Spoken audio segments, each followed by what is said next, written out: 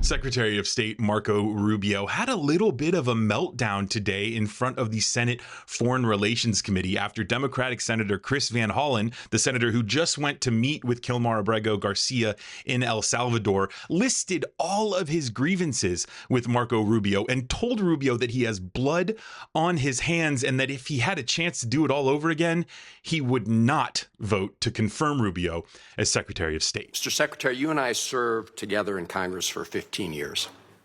We didn't always agree, but I believe we shared some common values.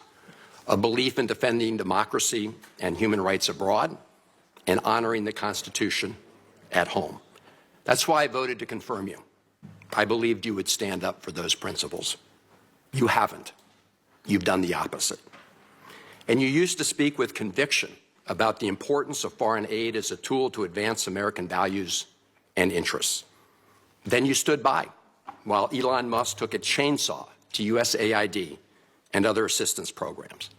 That has left a staggering toll. Broken trust with countries, openings for China and other adversaries, and countless preventable deaths of children and others. Take Sudan, for example. The freezing of U.S. humanitarian assistance forced the closure of nearly 80% of the emergency food kitchens there. 2 million famine-affected people were left without access to food. People died because of those actions. Mothers, fathers, and children. Tons of emergency food that could have saved their lives was left rotting in warehouses because you and Elon Musk refused to let USAID do its job. Sudan is a country where, by the administration's own determination, a genocide is unfolding in Darfur. But here's where it goes from cruel to despicable. While cutting off food aid to Sudanese families living through an actual genocide, you're fast-tracking white South Africans for refugee status under a manufactured claim that they are the victims of genocide. You tried to block the admission of individuals who had already been approved to come here as refugees while making bogus claims to justify granting such status to Afrikaners. You've made a mockery of our country's refugee process, turning it into a system of global apartheid where political ideology and race, more than truth or need, matter. And while you've turned away from a genocide in Sudan and invented one in South Africa, you teamed up with President Trump to throw the Ukrainian people under the bus and have been played like a fiddle by Vladimir Putin. Of course, Donald Trump not only said he would end the war in Ukraine on day one, he also said he would end the war in Gaza on day one. And yet last week you were all running around to Gulf states giving away very sensitive American AI and chips technology, but doing nothing to end the war in Gaza and get the remaining hostages returned. You know that for 78 days, the Netanyahu government did not allow a scrap of food to enter Gaza to reach over 2 million civilians. 57 children have died from malnutrition so far, and more than 14,000 children are in imminent danger of dying of starvation. As Cindy McCain said last week, and I quote, "Families in Gaza are starving while the food they need is sitting at the border." That is a gross violation of both U.S. and international law. What did you do? Nothing. Not once did you publicly call upon the Netanyahu government to end the blockade. Fortunately, other countries spoke out, and now we see a tiny trickle going in. Where have you focused your energy instead, Mr. Secretary? Well, your first trip as Secretary of State was to El Salvador, not to promote democracy, but to cozy up to President Bukele, who calls himself the world's coolest dictator. The result was a cash for collusion deal to deprive people living in America of their constitutional rights to due process. The Supreme Court, in a 9-0 decision, instructed you to facilitate the return to the United States of Abrego Garcia, who the administration admitted was wrongfully deported to El Salvador. Your response? You've openly flouted judicial orders. When asked whether you have been in touch with El Salvador to return Abrego Garcia, you boasted, quote, "I would never tell you that. And you know who else I would never tell? A judge." Clearly, you don't care about the Fifth Amendment right to due process, and you don't care about the First Amendment either, since you've been very busy snatching students off of college campuses for exercising their right to free speech.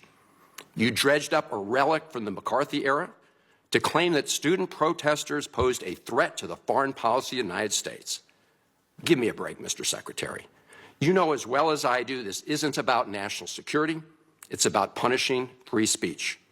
And you know that in America, the government doesn't get to use its power to punish speech it doesn't like.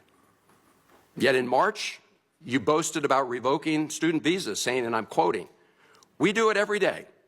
Every time I find one of these lunatics, I take away their visa," unquote.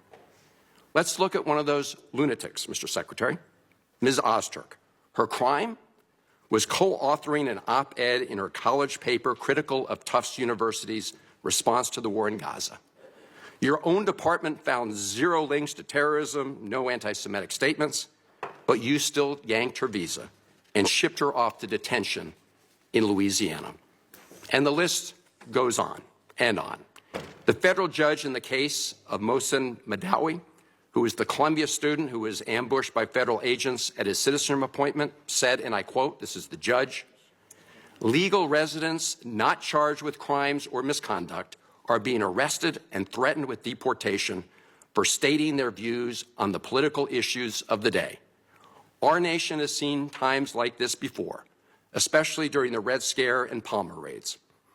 Like the McCarthy-era witch hunts of the 1950s, your campaign of fear and repression is eating away at foundational values of our democracy. Back then, it took one voice, Attorney Joseph Welch, to cut through the hysteria with the simple question that marked the beginning of the end of that shameful era. He asked Senator McCarthy, have you no sense of decency? And I would ask you the same, Secretary Rubio. But you have shown through your words and your actions what the answer is. And I have to tell you directly and personally that I regret voting for you for Secretary of State. I yield back. May I respond? You may sit. Well, first of all, your regret for voting for me confirms I'm doing a good job based on what I know. Well, that's just your a record and flippant what you statement, stand Mr. for. Secretary. Can I respond, Mr. Chairman? You may. I didn't Okay. ask Senator, question. please let the Secretary have I'd be the floor. happy to, but then I can respond to his. Your time's up, Senator, and willfully used, I might add. Well- your remarks do not represent the view of this committee. Well, Mr. Chairman- Secretary, please. Well, I'd like to. I can't respond to everything he said because much of these are untrue, but I'll go through a few. First of all, I'm actually very proud of the work we've done with USAID. For example, I don't regret cutting $10 million for male circumcisions in Mozambique. I don't know how that makes us stronger and more prosperous as a nation. I raised don't regret Sudan, Mr. psychosocial support services. I raised USAID. Sudan, Mr. Secretary. Can I not respond, Mr. Mozambique. Chairman, or do I? Senator, I'd ask you to suspend. You had 7 straight minutes. I chose to railing on- use my time that way, Mr. Chairman. That's my right to Please use my suspend, time that way. Secretary Rubio. Well, I can go on. I mean, there's other things here. We spent $227,000 for Big Cat's YouTube channel from USAID.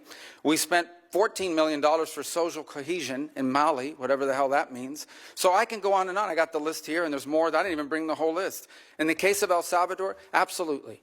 Absolutely. We deported gang members, including the one you had a margarita with. And that guy is a human trafficker, and that guy is a gangbanger, and the evidence is going to be clear. In the days to come, Mr. you're going to Chairman, see who you went to look, defend. I'm sorry, Please, Mr. Chairman. Secretary No. Rubio has the floor. Mr. Chairman, he can't make unsubstantiated comments Senator, like that. Secretary Rubio has the floor. You've had Secretary your time. Rubio should take that testimony to the federal court in the Senator, United States because well, he hasn't done it under oath. Here's another point, okay?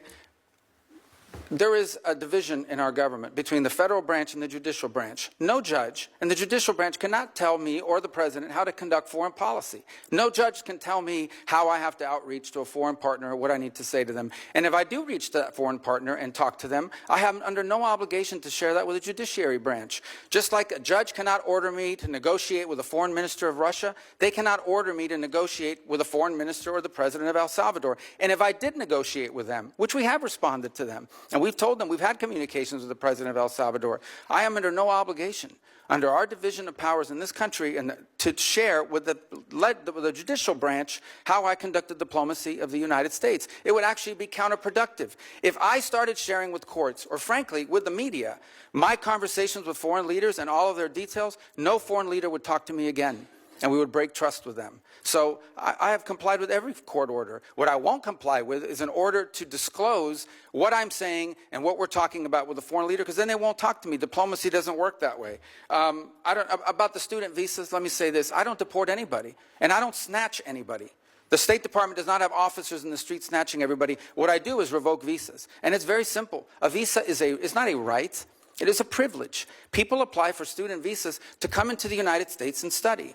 And if you tell me that you're coming to the United States to lead campus crusades, to take over libraries and try to burn down buildings and acts of violence, we're not going to give you a visa. Is that what Ms. Ostork did? We're not going to give you a visa. Is that what she did? Come on, Mr. Secretary. And every single one of these cases, the factors are different. Senator, the bottom line is, if you're coming here to stir up trouble on our campuses, we will deny you a visa. And if you have a visa, First Amendment apply to we'll people revoke living in the United States? And we're going to do more. There are more coming. We're going to continue to revoke the visas of people who are here as guests and are disrupting our higher education facilities. People are paying money. These kids pay money to go to school, and they have to walk through a Writing an bunch of op-ed lunatics to the who are tough here on student newspapers visas. disrupting the Simple foreign as policy that. of the United I want to States. do more. I hope we can That's find more of these people. pathetic, Mr. In fact, the other day, some guys led a riot. I forgot what university it was, and I asked, please, can you find the arrest records of all the people that were arrested at that riot at that campus? Because if any of them have a visa, we're going to revoke it. I feel so much safer All right, when you lock up people like Ms. Ostork, Mr. Secretary.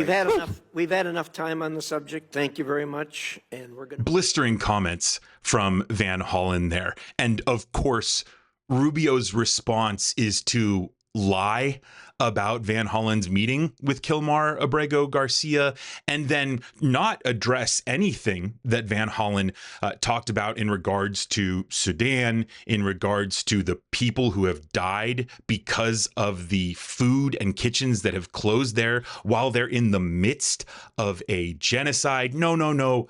Marco Rubio brings up circumcisions. So, of course, the question that Van Hollen asked there, have you no decency? Of course, we know the answer to that because that's kind of a required kind of trait to have for anyone who wants to work for Donald Trump. You need to throw your decency out the door. And that's exactly what we're seeing here. Van Hollen said, look, I voted for you because I worked with you in the Senate and I thought you were going to protect Americans. And of course, you're just doing the dirty work of Donald Trump, cozying up to dictators, getting played by Vladimir Putin. And so, of course, Rubio's response is to melt down and just kind of throw hamburgers and ketchup against the wall to try to distract from the criticism that he faces, and then to just lie and to try to make us think or believe that our eyes are deceiving us. We watched people snatch the student that Van Hollen was talking about there off the street, and Marco Rubio's response to that is, no, we don't snatch people off the street. We've got video of it, Marco. We've got video. Now, someone left a comment on my previous video about Kristi Noem talking about how the internet is forever and these people are going to be fighting to rewrite and whitewash their lies and their corruption. That's exactly what we're seeing here. And they're terrible at it. And so this is what we're going to face, not only in this administration from these cabinet officials, but from here on out. It is going to be the people like Marco Rubio, Kristi Noem, the Donald Trumps, all of the goons who are in this administration. They're going to try to run from the truth with their lies and with their distortion. And it's our job to run right after them with the truth. So thank you for watching. Thank you for sharing your reflections down in the comments below. Be sure to like this video to help it spread to your friends so that we can hear their reflections as well. My name is Brendan Plank. Hope to see you in the next video.